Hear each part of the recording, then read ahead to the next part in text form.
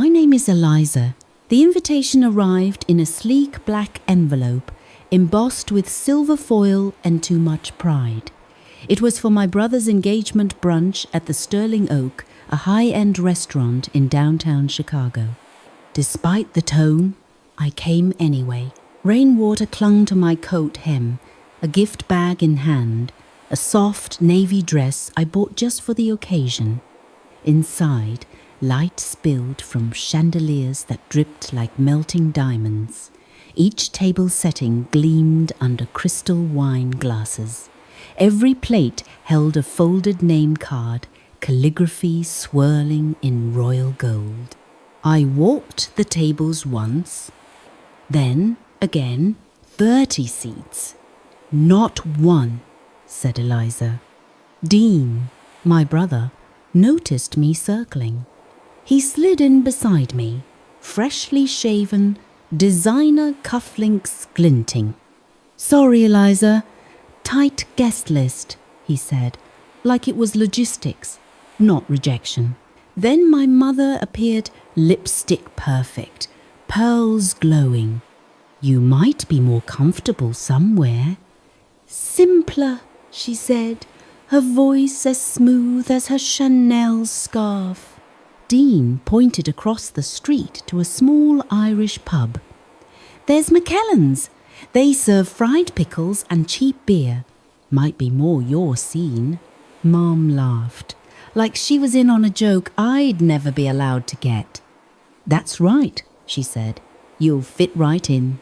I smiled, not small, not sad. I'll do that, I told them. They thought I'd disappear. They were wrong. Growing up, Dean was the one who always fit.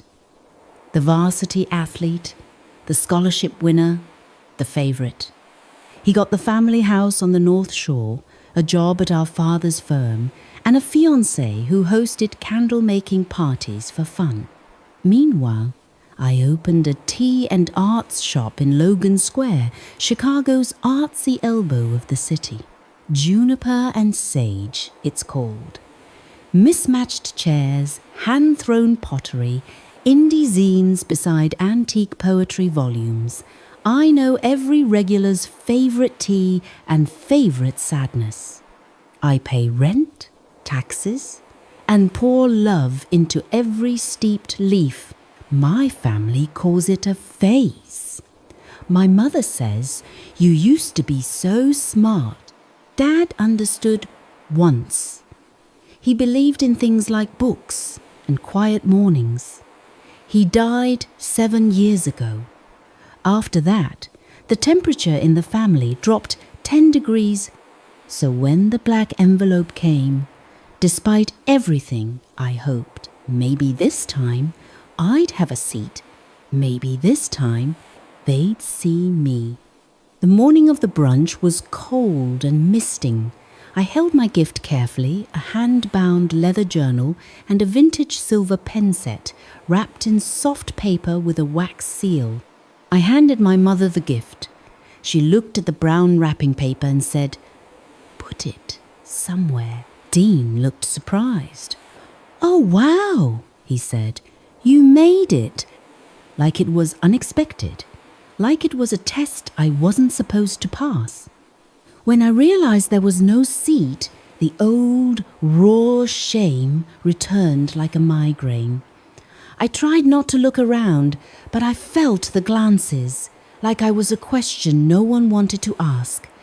"We had to cut some people," Dean said. "You understand, right? It's not personal." Mom stepped in, eyes scanning the room. "These private rooms have limits, dear. You know how it is."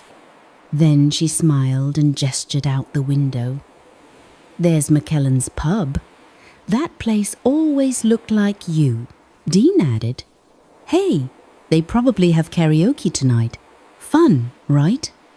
I felt the instinct to laugh it off, to make them comfortable. But something inside me clicked. It wasn't rage, it was clarity. I smiled. "Sure, I'll head there." And I walked out. I didn't look back. The air outside was cool and forgiving. I crossed the street and stepped inside McKellen's. It smelled like roasted garlic and old oak, dim lights, football murmuring from a corner TV. As I shook out my coat, I spotted him, a man in the back booth, sleeves rolled, ink on his arm, laptop open. He looked up and did a double take. Eliza? Graham? We'd met 6 months ago. He'd stopped by Juniper and Sage looking for rare poetry. He ended up leaving with a signed copy of Mary Oliver and my number. It fizzled, like things do when life is noisy. But there he was, blinking at me like I'd fallen out of a story he'd forgotten. "This your hangout?" I asked. He smiled. "Family place. I own it now. Passed down from my grandfather." I glanced back at the glowing windows of the sterling oak. The party still laughed, clinked, carried on. "What happened?" he asked. "No seat," I said. "My mother said I might like it here." His jaw set. "Did she call it dirty?" I blinked. "Actually, yes." He shook his head, a slow smile spreading across his face. "That's rich." He checked his watch. "She has no idea, does she?" "Idea about what?" McKellen's isn't just a pub, Eliza. On Friday nights, the back room hosts the Underground Table. It's an invite-only tasting for the city's top creatives. No press, no pretense. He gestured to a heavy velvet curtain I hadn't noticed in the back. The guests just arrived, and we're down one seat. He looked me up and down. My hair was damp from the rain. My navy dress simple. "You want to crash it?" he asked. "I'm not dressed for a tasting," I said, glancing at my reflection in the dark window. Graham turned toward the kitchen and whistled. A woman with sharp eyeliner and a clipboard emerged. "Sasha," Graham said. "Meet Eliza. She's taking the empty seat." Sasha looked at me, her eyes scanning like a scanner. She didn't ask questions. She just nodded. "She needs the emerald kit," Sasha said. And 5 minutes, Sasha, it turned out, was his sister and a former stylist who kept a wardrobe in the office for emergencies.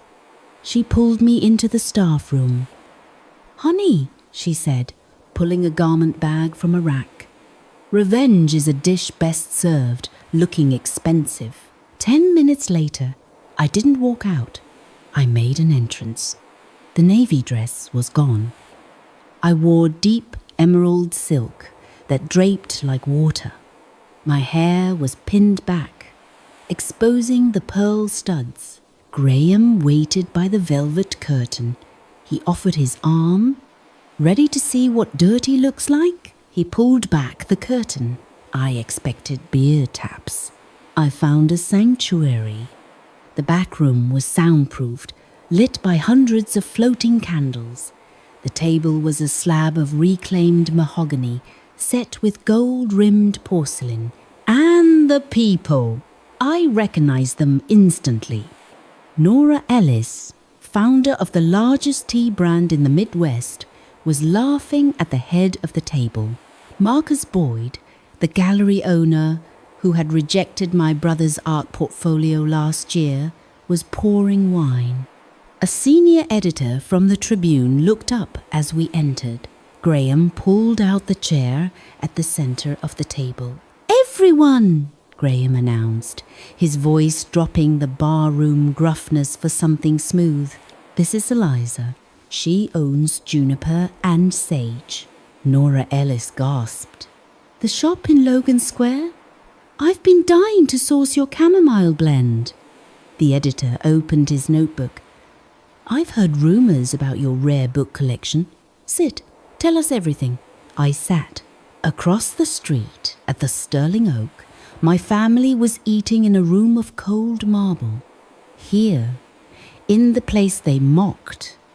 I was drinking vintage Pinot Noir with the people they desperately wanted to impress. My phone buzzed on the table.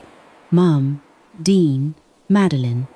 I flipped it face down. Graham clinked his glass against mine. "Welcome to the table," he whispered. Across the street, faces were pressed against the Sterling Oaks windows. They were watching the place they called Dirty Glow with something richer than chandeliers. Then the door to McKellen's burst open. I heard my mother's voice before I saw her. "Eliza." Graham stepped into the hall. "She's not available," he said calmly. "This is a private event." "She's my daughter," Mum hissed. "I have a right." Graham didn't flinch. "Rights are legal. Access is earned. You can't keep me out." "You did that yourself," he said quietly. I stepped into the hallway. Dean was red-faced. Madeline looked confused, betrayed by a narrative that no longer held. "You embarrassed us," my mother said. "No," I said gently. "You erased me. That's what embarrassed you." Dean tried to step forward. I held up a hand. "If you want to talk," I said, "call me. Tomorrow. Privately." Without the smirks, I stepped back inside. The door shut softly behind me. Back at the table, the lights glowed softer. A wine glass shimmered in my hand. Sasha raised hers. "To women who build their own damn table," I toasted. Then I breathed. The next morning, Chicago was washed clean. Rain glistened on the sidewalk outside Juniper and Sage. I opened the door and breathed in paper, bergamot, and ink. My phone blinked 42 missed calls. I ignored them because my inbox held a licensing agreement from Nora Ellis, a collaboration contract, a featured spotlight in the Tribune. Proof doesn't raise its voice. It just exists. At noon, Graham walked in with tea. No speeches, just presence. "You okay?" he asked. I surprised myself. "I am," I said. "Not perfect, just free. I didn't call my family back that day. Not to punish them, to protect me." Access had a new cost.